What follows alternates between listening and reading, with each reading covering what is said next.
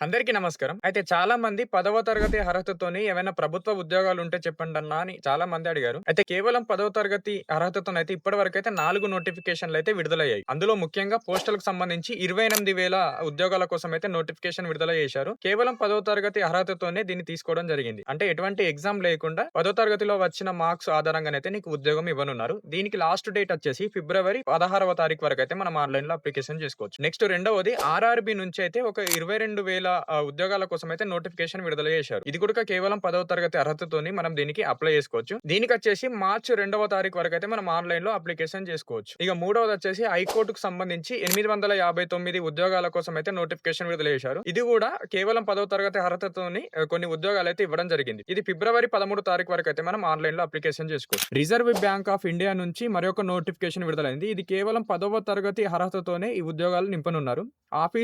బాయ్‌గా office assistant post కోసం అయితే ఈ నోటిఫికేషన్ విడుదల చేశారు. ఫిబ్రవరి 4 తారీఖు లాస్ట్ డేట్ గా నిర్ణయించడం జరిగింది. సో ఎవరైతే 10వ తరగతి మీద ఉద్యోగాలు అడిగారో ఈ 4 నోటిఫికేషన్ల వైపు అయితే ఒక కన్నేయడం మంచిది. ఈ 4 నోటిఫికేషన్లకు సంబంధించిన పూర్తి వివరాల కోసం అయితే మన పేజీలో ఉన్నాయి. వెంటనే వెళ్లి ఆ వీడియోని చూసేయండి. మరిన్ని ఇలాంటి ఉద్యోగ సమాచారం కోసం అయితే మన పేజీని ఫాలో చేయడం అయితే మర్చిపోకండి.